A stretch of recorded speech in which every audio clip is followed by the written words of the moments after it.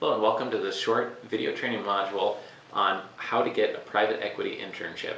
Now, many people want to work in the private equity industry, including yourself, I'm guessing, if you're watching this video. And we're going to provide some very practical things that you can do to get into the industry. They're going to be bullet point, concise form. I'm not going to go on for an hour-long speech on how to do this. So if you have a pen and paper, it might be good to jot down a few of these notes. These are only things that I've used in my own career or directly have seen work for others to get internships in the private equity and hedge fund industries. So here are some tips.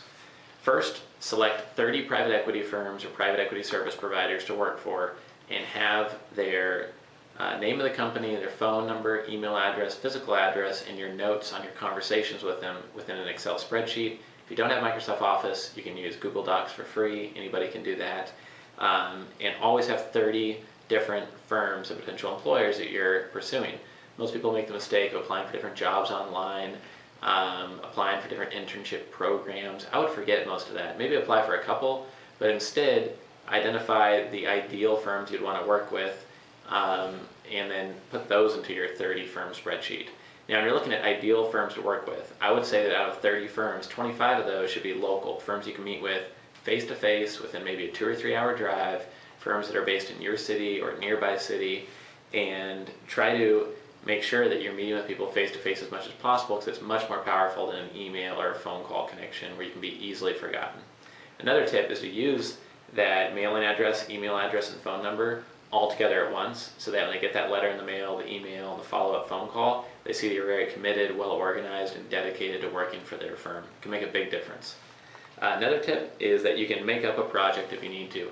A private equity firm might say, well, we're not hiring any interns right now, I'm sorry. And you might say, I'd like to meet just for 5 minutes to have an informational interview. I just have 3 questions I'd like to ask in person. And, if we could just meet for coffee, I can come by your office next Tuesday. It would really help me out. Most people will help you out for 5 or 10 minutes, especially if you only have 3 questions to ask. And one thing you could do is your third question you ask is, would it be a useful internship for me to research your top 10 private equity competitors and draw up a very detailed report on everything I can find about their business activities, what they're doing online, what reports they file with the government, etc. Another thing you could do is help the private equity firm do research on a potential new area of business.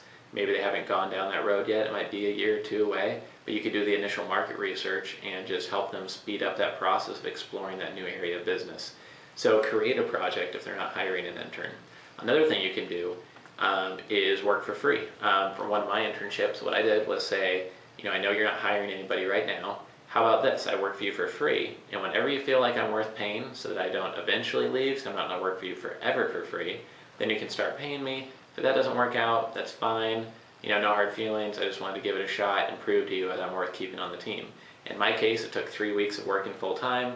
By the start of the 4th week, I was on a full-time salary, working for the company. It worked very well.